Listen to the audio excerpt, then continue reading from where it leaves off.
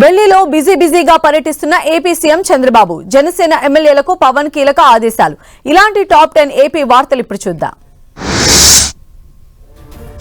ఢిల్లీలో వరుసగా కేంద్ర మంత్రులను కలుస్తూ ఉన్నారు సీఎం చంద్రబాబు. కేంద్ర మంత్రి మనోహర్ లాల్ ఖట్టర్ తో భేటీ అయ్యారు. విశాఖ, విజయవాడలో మెట్రో రైలు ప్రాజెక్టులను ఆమోదించాలని కోరారు. సవరించిన డీపీఆర్లను కేంద్ర ఆమోదానికి పంపినట్లు సీఎం తెలిపారు. విశాఖ, విజయవాడ మెట్రో రైలు ఏర్పాటు ఆవశ్యకతను మనోహర్ లాల్ ఖట్టర్ కు సీఎం వివరించారు. అంతకుముందు సీఎం చంద్రబాబు కేంద్ర మంత్రి సర్బానంద్ సోనోవాల్ తో భేటీ అయ్యారు. Dugarajapatnam ship building cluster, fishing harbour కు కేంద్ర సాయంపై సోనోవాల్ తో చర్చించారు. ఫిషింగ్ బిల్డింగ్ రంగాన్ని బలోపేతం చేయాలని కోరారు. దుగరాజపట్నంలో national mega ship building, ship repair cluster అభివృద్ధికి సహకరించాలని సోనోవాల్ ను చంద్రబాబు కోరారు. జనసేన ఎమ్మెల్యేలతో ఆ పార్టీ అధినేత పవన్ కళ్యాణ్ భేటీ అయ్యారు. ఇప్పటి వరకు నియోజకవర్గంలో చేపట్టిన అభివృద్ధి కార్యక్రమాలు, సంక్షేమ పథకాల అమలు, ప్రాజెక్టుల వివరాలపై చర్చించారు. అలాగే నియోజకవర్గ వ్యాప్తంగా నెలకొన్న సమస్యలు, పార్టీ కార్యక్రమాలపై ఆరా తీశారు. మొత్తం 9 మంది ఎమ్మెల్యేలతో 1-to-1 భేటీ అయిన పవన్ పలు ఆదేశాలు జారీ చేశారు. ఐటీ పెట్టుబడులు, యువత ఉద్యోగాలపై వైసీపీ కుట్ర చేస్తోందని ఎక్స్ వేదికగా ఆ పార్టీపై విమర్శలు గుప్పించారు మంత్రి నారా లోకేష్. జగన్ యువత భవిష్యత్తుపై విద్వేషంతోనే ఈ చర్యలు తీసుకుంటున్నారా అని ప్రశ్నించారు. రాష్ట్రానికి వచ్చే పెట్టుబడులు, ఉద్యోగాలను అడ్డుకోవాలనే ఆలోచన సబబేనా అని జగన్ ను ప్రశ్నించారు మంత్రి లోకేష్.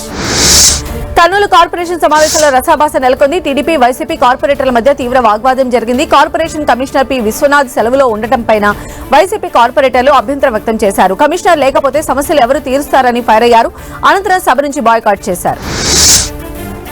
పరకామణి కేసుపై ఏపీ హైకోర్టు కీలక వ్యాఖ్యలు చేసింది. ఏ అపచారమైన భక్తుల మనోభావాలు దెబ్బతీస్తుందని తెలిపింది. దీనికి పూర్తి బాధ్యత టీటీడీ బోర్డుదేనని తెలిపింది. భక్తులు సమర్పించే కానుకల లెక్కింపులో పారదర్శకత ఉండాలని సూచించింది. భక్తుల మనోభావాలు దెబ్బతినకుండా లెక్కింపు పర్యవేక్షణ, రికార్డుల సేకరణ కోసం ఏఐ టెక్నాలజీ వాడాలని కోర్టు ఆదేశించింది. ఆదికవి నన్నయ్య యూనివర్సిటీలో ఉద్రిక్తత చోటు చేసుకుంది. వర్సిటీలో రాజనగరం ఎమ్మెల్యే బత్తుల బలరామకృష్ణ వర్గీయులు నిరసనకు దిగారు.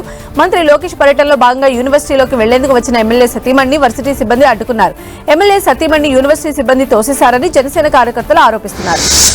కూటమి ప్రభుత్వం చొరవతో రహదారి సమస్య తీరింది. అల్లూరి సీతారామరాజు జిల్లా గూడెం కొత్తవీధి మండలం ఎలుగురాది బంద గ్రామానికి సీఎం చంద్రబాబు రహదారిని మంజూరు చేశారు. ఇటీవల పోలీస్ కానిస్టేబుల్ నియామక పత్రాలు పంపిణీ సందర్భంగా గ్రామానికి వెళ్లిన యువకుడు బాబురావు రోడ్డు సమస్యను సీఎంకు మొరపెట్టుకోవడంతో వెంటనే స్పందించిన సీఎం రోడ్డును మంజూరు చేశారు. AP deputy CM Pawan Kalyan రేపు తూర్పుగోదావరి జిల్లా నిడదవోలులో పర్యటించనున్నారు. నిడదవోలుకు తొలిసారిగా వస్తూ ఉండడంతో స్థానిక నేతలు ఘనంగా ఏర్పాట్లు చేస్తున్నారు.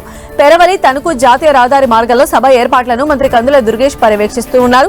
గోదావరి జిల్లాలకు మంచినీటిని అందించే జలజీవన మిషన్ వాటర్ గ్రిడ్ నిర్మాణ పనులకు పవన్ శంకుస్థాపన చేశారు. కంబదూరు, కళ్యాణదుర్గం సెక్టార్ల అంగన్వాడీలకు 5G స్మార్ట్ ఫోన్లు, ప్రీ స్కూల్ కిట్ల పంపిణీ కార్యక్రమం నిర్వహించారు. రాష్ట్ర అభివృద్ధికి కూటమి ప్రభుత్వం కట్టుబడి ఉందని ఎమ్మెల్యే అమిలినేని సురేంద్రబాబు తెలిపారు. టీడీపీ ప్రభుత్వం అంగన్వాడీలకు 3 సార్లు వేతనాలు పెంచి అండగా నిలిచిందని గుర్తు చేశారు.